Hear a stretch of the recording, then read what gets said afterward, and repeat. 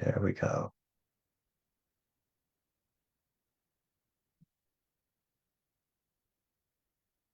All right, there we go. Uh, Hold on just a second. All right. Well, good afternoon, soon to be evening, everyone. Welcome to Sister Reach's monthly social justice preacher series. I am Elder Victor Hanna, Faith and Education Outreach Coordinator at Sister Reach. Sister Reach is a grassroots 501c3 reproductive justice organization founded by Cherie Scott in 2011 in Memphis, Tennessee. Sister Reach supports the reproductive autonomy of women and teens of color, poor and rural women, LGBTQIA people and their families through the framework of reproductive justice. Sister Reach's mission is to empower our base to lead healthy lives, raise healthy families, and live in healthy and sustainable communities. This is achieved through working by a four-pronged strategy, which are education, policy and advocacy, cultural shift and harm reduction, locally, nationally, and internationally. Welcome again to our year-end production. We are so glad that you are back with us again as we are summing up the year, closing out the year, and preparing for the great things that are that lie ahead of us for 2024. Here today, we have our illustrious leader, one of our illustrious leaders, Reverend Pastor Elise Saulsberry, who is going to be with us, and we're going to be kind of chitter-chatting about what has happened in the preacher series throughout this year. We're going to also be talking about what happened in our absolutely amazing symposium this year and some of the things that we are looking forward to in both the preacher series next year, 2024, as well as all of the things that we are planning or attempting to plan for a mega experience for our symposium for 2023. So welcome all ears, we welcome all questions, we welcome all comments. Please make sure that you share and comment as much as possible. Thank you so much again for joining us. So, Dr. Saulsberry, how are you? I'm doing great. I'm doing great. It's good to be here.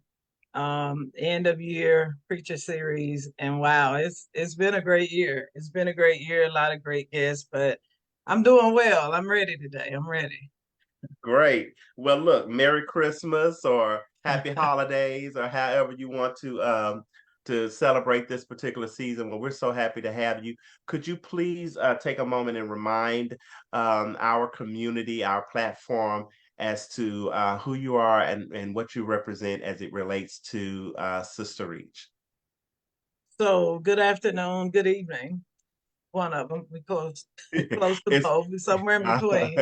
I'm Reverend Dr. Elise Saulsberry, pastor of Agape Affirming Ministries, director of programming here at Sister Reach.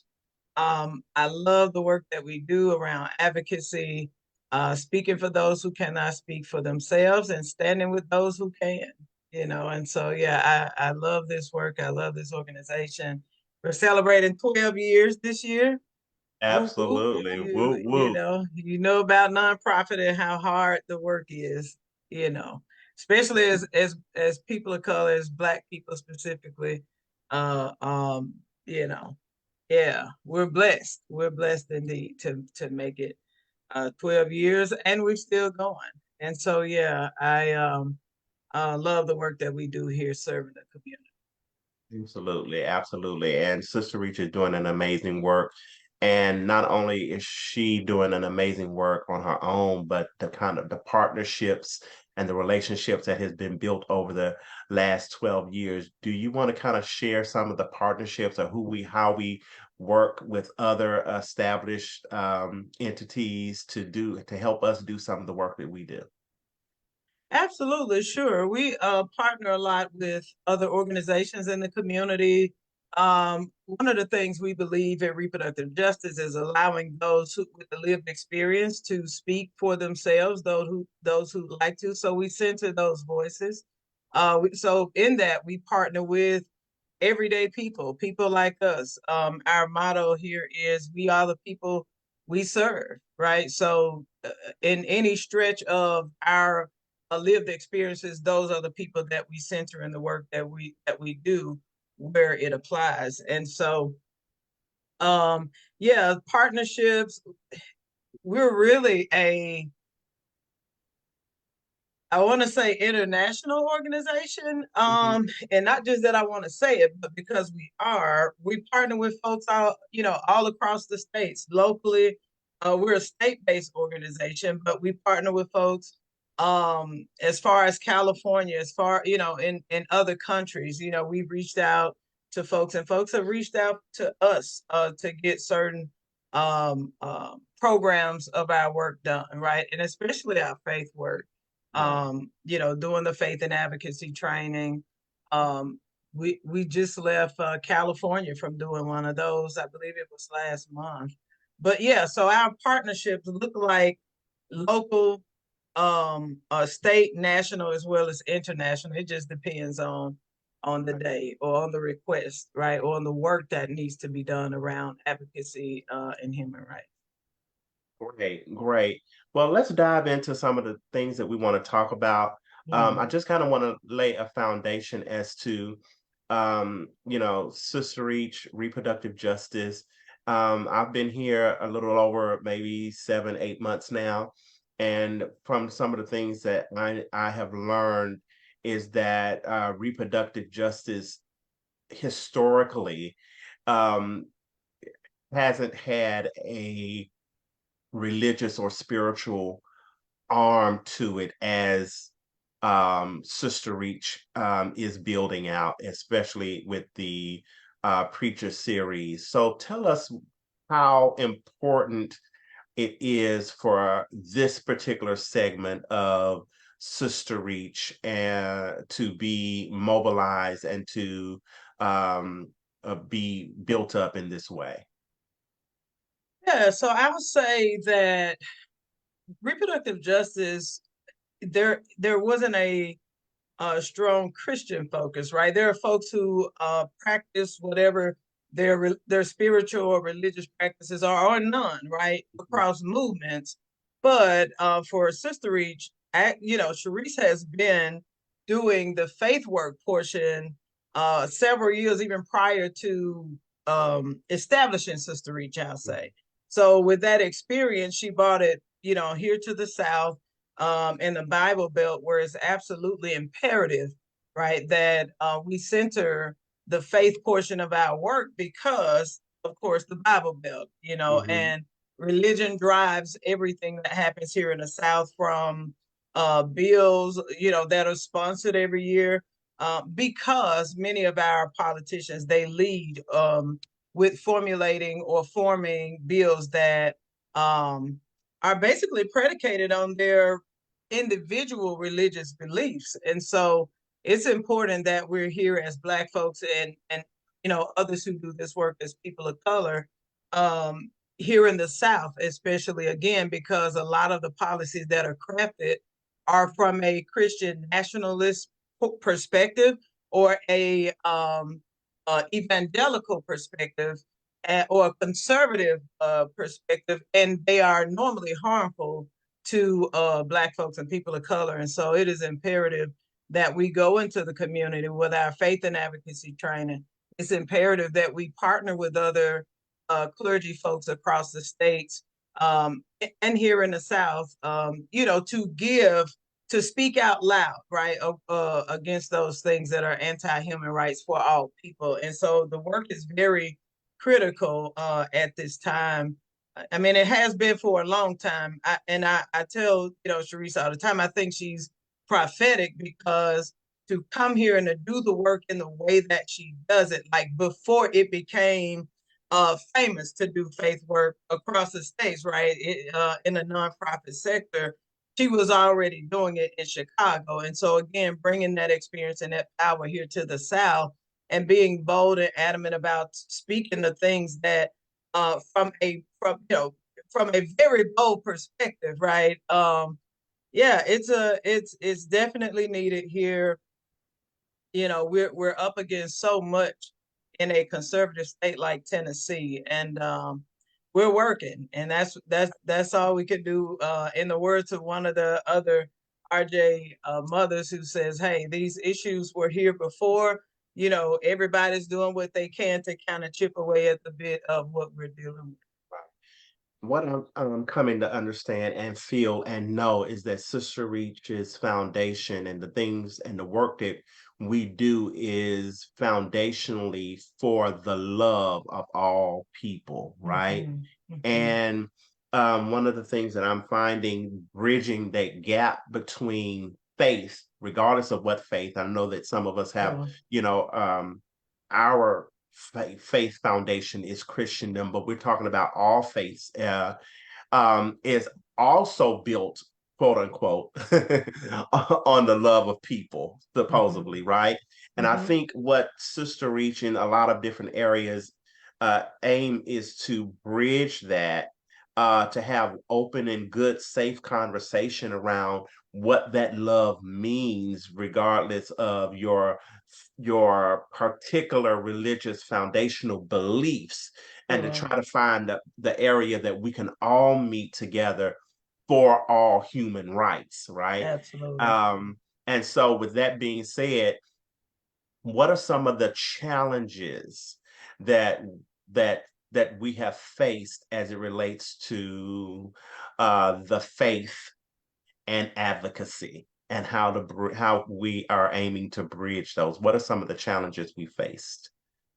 So I'll say, again, here, I can speak to this region because it's where I live. It's what I know, it's what we do, right? Especially here in this region. But some of the challenges we face currently are, again, policies that are, they outrun, they Mhm. outnumber, right, the number of people that there are on the ground doing the work. Um, a lot of the policies are crafted from a Christian perspective. And so we know that Christian has several different arms, right? You have apostolic, you have Church of God in Christ, you have Baptist, you have all of the things. And so that is a lot of power, right? And where those groups agree are sometimes harmful to marginalized groups, right?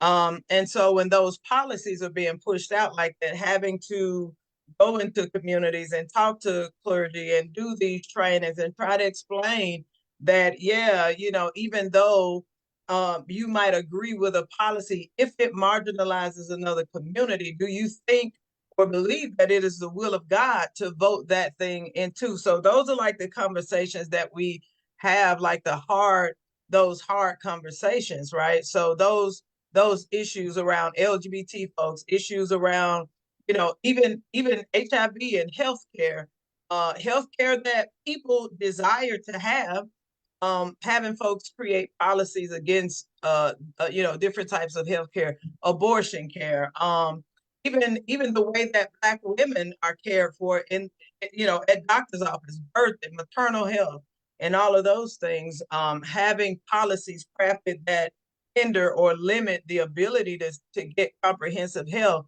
to get health that is in something as basic as a clean hospital, those are the barriers that we face. Those are some of the things that we face, just a few of them. But at the end of the day, I want to believe, right, that there is hope to, Absolutely. as we work again, chipping at the bit. I believe that the generation, in my opinion, our generation, we understand, Generation X, right? We understand that, hey, a person should have the care that they desire. A person should be able to live as they choose, right? Whatever Mhm. abundance is for you, or for me, then we should have the rights to that level of abundance, right? And so again, when you have policies and people and religious beliefs that hinder the choices of other folks, then those conversations are imperative. But again, those are some of the barriers that we face, being women in the South, being clergy women in the South, being a nonprofit, a Black woman leader in the South. Those are still things that are looked at, or intersections that are looked at and made as, or I would say made as barriers through the eyes of other folks. They are barriers to us when it comes to getting in certain doors, because some people don't even want to have the conversation, right? So that makes it a little bit more difficult to do the work here. Great. Great information. And you talked about hoping, basically hoping against hope. Romans 4:18 says, who against hope believed in Mhm. hope. And so Yeah. I believe that that's absolutely what we are working towards. Us, you raise a lot of different barriers as it relates to policy, and how those policies are often erected, enforced, voted upon, from a Christian or a specific religious foundation or belief. Also, those policies are inducted by that are specifically women based. But they are oftentimes enforced, raised, or developed or created by men. Mm-hmm. And a lot of times, and I'm trying to go somewhere with this, because when we talk about Uh-huh. the absence of a woman, but these policies are made for women, or are seeking for women to be to enforce these policies, or these policies are being enforced upon them, right? Mm-hmm. Mm-hmm. Sometimes the Bible and some other religious traditions or cultures also extract the woman from the process. So I know that we talked about early in the year Mm-hmm. the invisible woman. Yes. And specifically, we talked about her being invisible in ministry. But do you have some addition, some enlightenment as it relates to the invisible woman as a barrier of some of these things that we're working towards and working against? Yeah, absolutely. If you look at the makeup, even here in the state of Tennessee, right? We're a state-based organization. If you look at the makeup of our legislators here in the state of Tennessee, women are greatly outnumbered in those, and in that there are very few policies that are sponsored that are for women, and the few up there in Nashville, in this case, in our state, they're outnumbered when it comes to bills that marginalize women and individuals and those who are birthing people. For example, abortion, right? Once the Supreme Court overturned Roe, then they left it up to the states. Well, here women are outnumbered as legislators, and so it was sweeping, right? Even though some of those who are women, let me just say, voted. And so yeah, so being outnumbered, Yeah. right? It Uh-huh. presents a barrier to those women who are up there, Mhm. wanting to make a difference, wanting to vote for us to continue to have access to health care, to abortion care, to care around HIV, marginalized populations who need care, different types of care, teen care, expanding Medicaid, right? It limits us greatly when there are not many voices of women and those on a feminine spectrum, right, who are allowed to hold those seats. I mean, and that's a much deeper conversation that even involves voting and all of the things that come with our voting abilities being blocked, right, or hindered. So again, women are greatly outnumbered, even in the seats in Nashville. And yeah, it makes the work difficult. It almost makes the feminine or woman voice or individual on the feminine spectrum's voice, you can barely hear it, right? If you know, just saying who has the loudest voice, it is the men right now who are holding those seats. And be clear, conservative men who are holding those seats that limit the human rights of women and those on a feminine spectrum and individuals who may identify as woman or female. And men that do not have a woman's anatomy or have even had a woman's experience Mm-hmm. making decisions for her, Mm-hmm. um, is also a challenge, I'm sure. And then on top of that, being the minority vote, right? Mm-hmm. Um, how difficult of an experience is that also, right? So Yeah, you it's very difficult because the other part of that is, and just being real and honest, the other part of that is dealing with women who agree, right, to limit the human rights and rights of other women and individuals. Like it already ain't that many of us up there, right? And so we're outnumbered, and these are rights that we need, you know, around medical care and all the other things that we mentioned. Um, yeah, and just having to be at the mercy, like I said, of even other women who will vote against your human rights is, yeah, it's a different kind of pressure. It's a different kind of, you know, hustle that comes behind the work, but we do it. We do it. right. Now, beyond a lot of those barriers, right? We have some ancient or old barriers, right? Mhm. Which we do know that their foundation is really about racism and not what they initially or at least try to portray. And what I'm talking Mhm. about, which you've already named, is Christian nationalism, right? Mhm. um and a lot of things are done in the name of Christianity or in the name of Jesus, but really that is not even what their real underlined motive or intent really is, right? Their Mhm. motive and intent is not to really hold up what they feel like is a religious belief or right. It's Sure. really about keeping Black people, Black women in a specific kind of position and keeping the majority in a higher position. You want to talk about that a little bit?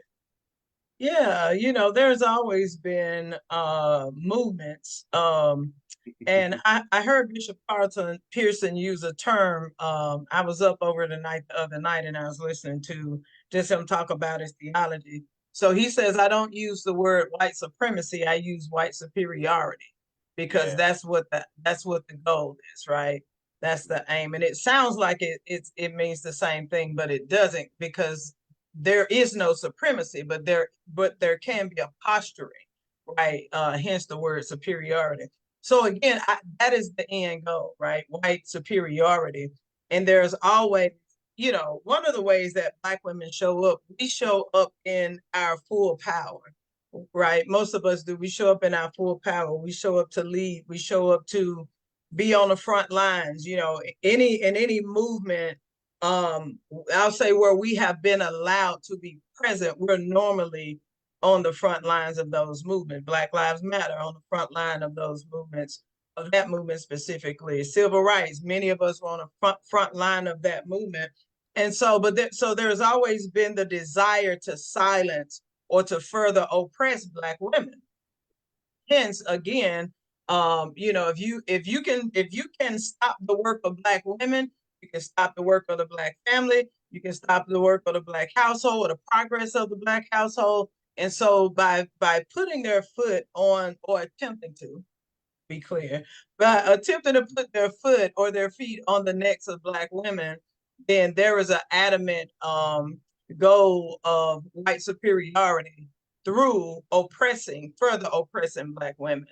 And so yeah, um it again, it's been trying. it's, you know, I know we all claim to carry the world on our shoulders, right? And in fact, we do. And so with all the things, right, it's limiting sometimes.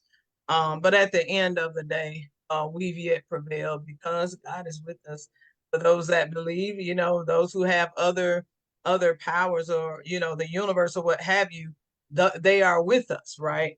And so again, that's one of the things that we deal with in terms of white superiority. You know, again, if you can sponsor a bill that's going to limit a woman or a birthing person's access to good care or great care and the ability to birth healthy babies or to birth babies, then you can limit that individual, you can limit that family.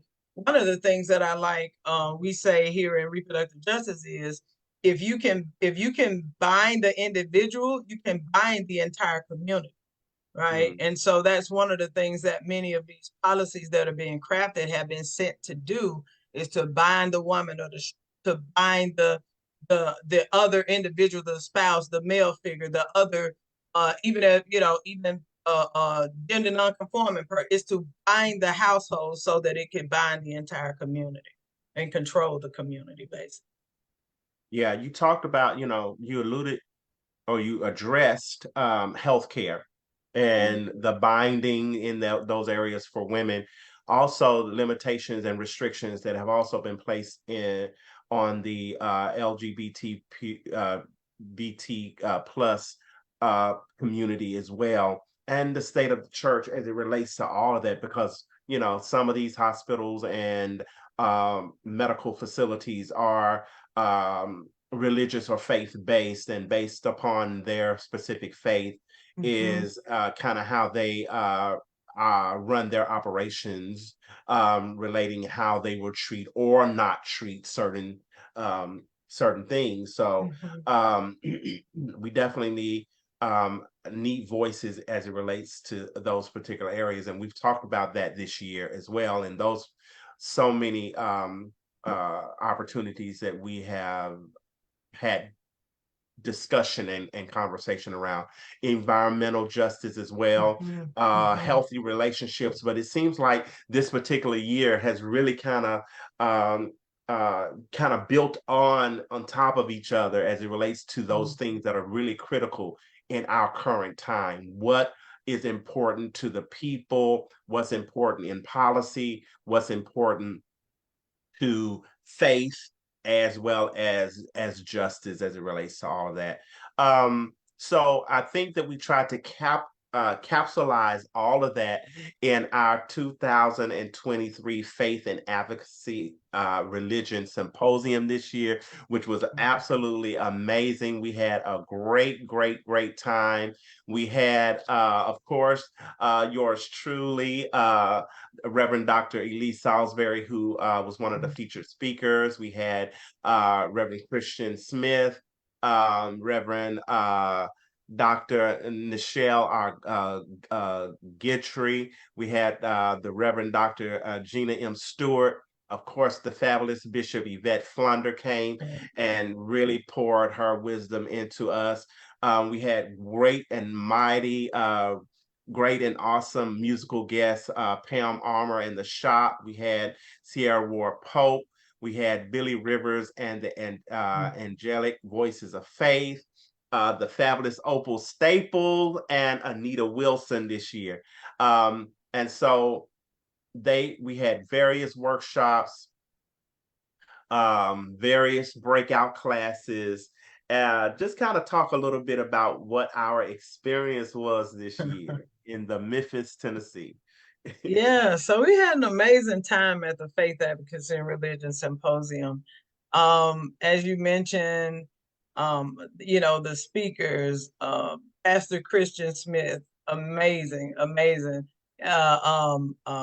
Nichelle Gidry, I'm still speechless over her presentation, her preach. And be clear, I want to say this because it was live, it was real, it was all the things while she was preaching in the dark, literally. There Yes. was like this anointing that came over her, that and she cried through some of those moments. But the spirit that was present was amazing. It was amazing, and it was a sobering moment to watch her in all of her glory, her authenticity, right in that moment. It was really beautiful message, and a really beautiful moment, a heartfelt moment, and just a moment that I still bask in because it was that touching to me.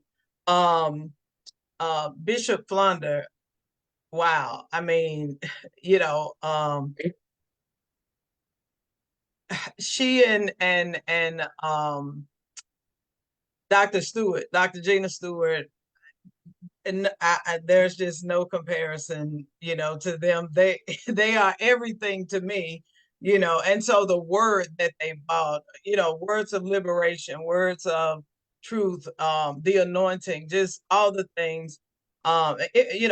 The Faith Advocates and Religious Symposium, the panels, talking about HIV care and the need for it for Black women and the care again and how it's given, right? How we're cared for. What is the job of the church, right, as it relates to HIV? And I'll say this, and I have this as a memory of mine that's etched in my mind around HIV and how those who were coming up in the church in the 80s and 90s were treated. Like that is something that has been etched in my mind for a long time. And not for me to hold that against the church, but for me, where I am needed to stand with those, to see about those. I'll tell you this: my mother and I, we were at a hospital seeing one of our relatives some years back, and we were walking past the room, and there was a man laying in a bed. He was alone, and we walked past the room, and the Holy Spirit said, "Go back." Told me to go back, and I said, "Mama, hold on, we gotta go back. Let me go in here right quick." And I went in the room. The man was sweating profusely. I didn't know anything about this man, had never seen him before. And I just to check on him, right? And I said, how are you? He said, I'm doing fine. He's like, but it's cold. So, I was like, do you mind if I pull the covers up closer to you? He was like, would you please? And so just something that just to be able to see after someone who had been left, in the conversation with him, I won't divulge the conversation, but in the conversation with him, someone who had been left, who had served the church for several years, right? Who had been faithful to the church. And this is a conversation, a little bit of it, been faithful to the church, but had been left in this room to die alone, right? Wow. Which was his situation, had been left in a room to die alone. And we ended up praying for him. And I haven't seen the man from that day to this one, right? But just those things, right? Those conversations, the fact that we're still having to have those conversations and talk about how we serve those who are sitting in the pews with whatever the intersection of experiences are that they have. And so, yeah, that was one of the conversations we had for Faith Advocacy and Religious Symposium. All the things, the panels, the reproductive health, rights, and justice, those who presented workshops. It was an amazing experience, and I'm really, really, really looking forward to 2024 because I know, as we say in the Pentecostal circle, we're going high. High and high.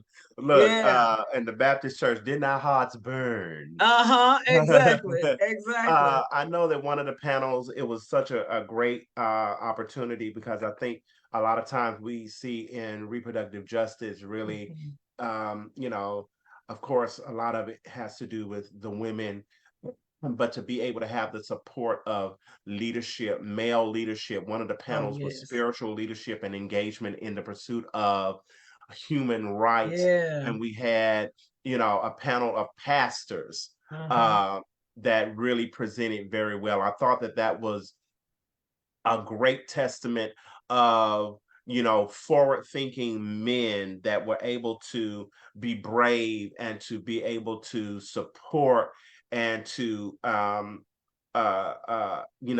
have conversation about how they have matriculated into this understanding of human rights for all people. I thought Yeah. that that was an amazing testament, and a great experience for those onlookers. What you think about Can that? can I just say how epic it was to have the three of them, Dr. John Gilmore, Yeah. Dr. Earl Fisher, Dr. Andre Johnson.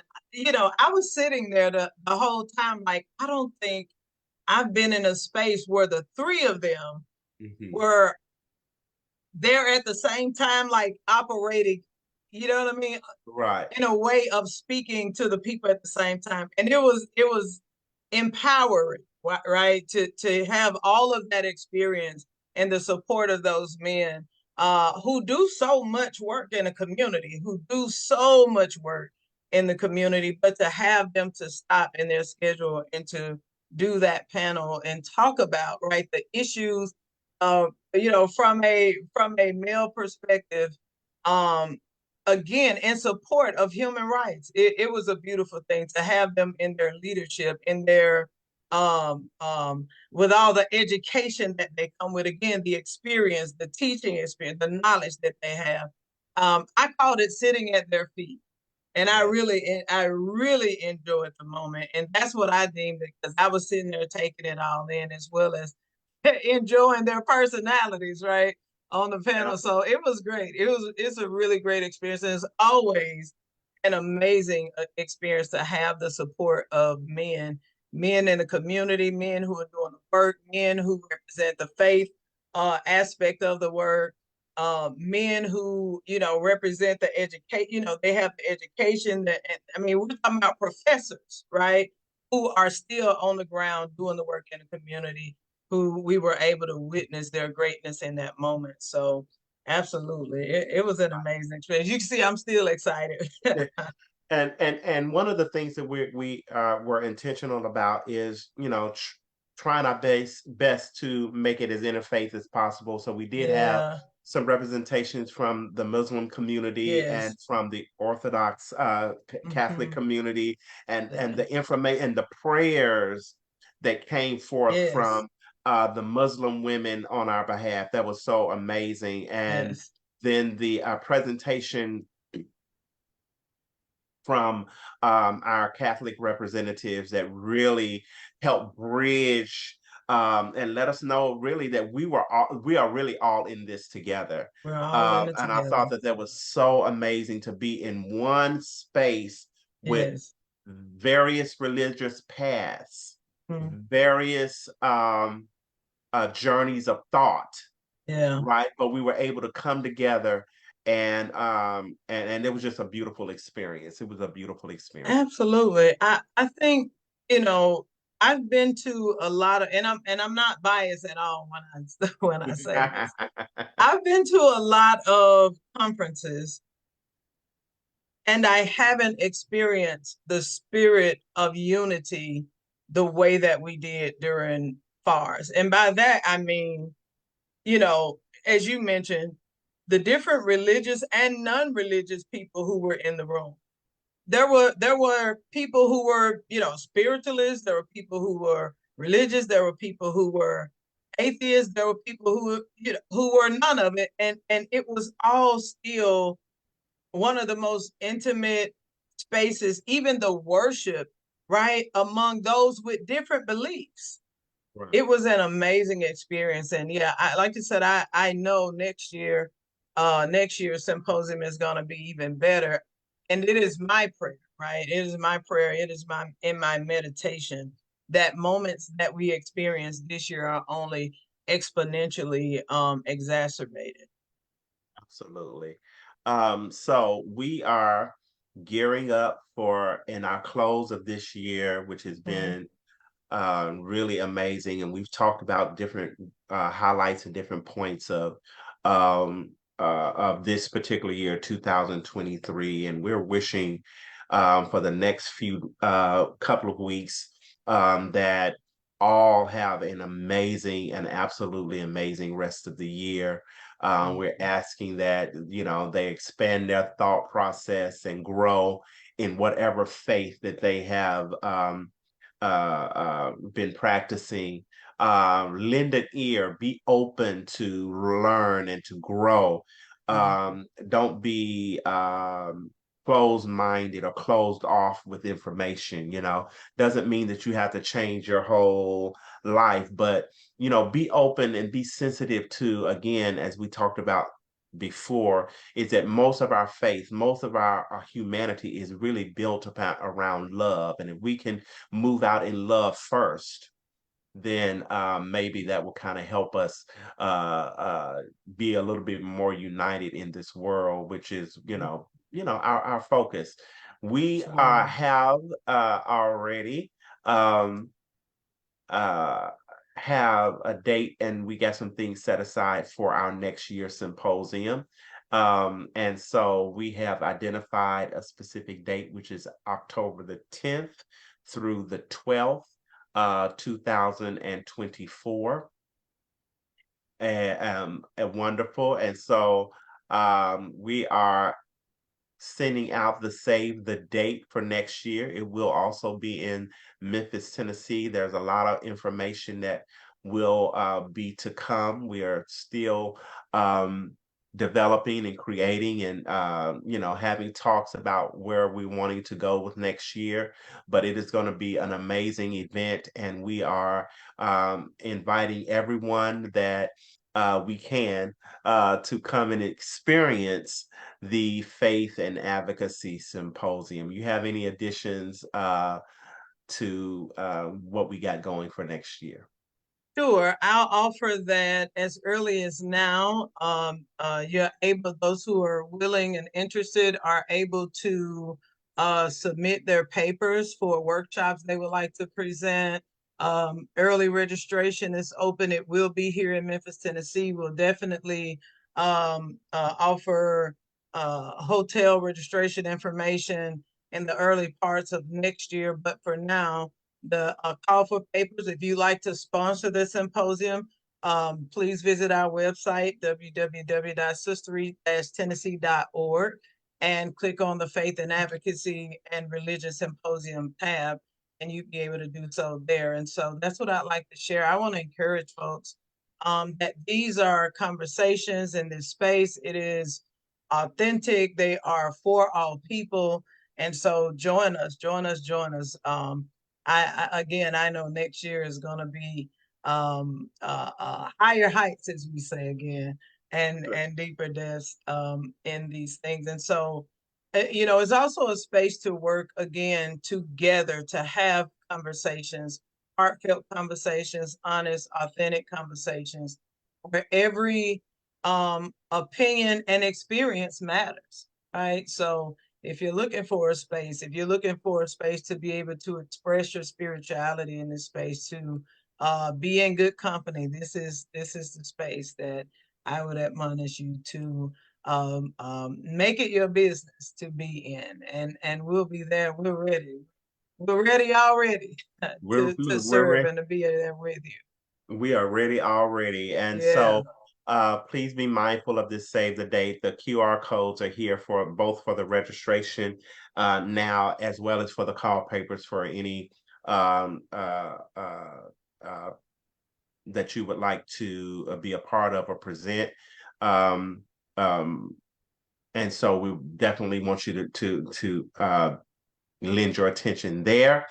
Um, Also, before we leave, we do want to give honor to one of our great men of God, great forerunners in the inclusion and unity belief, Bishop Carlton Pearson, who passed several weeks ago.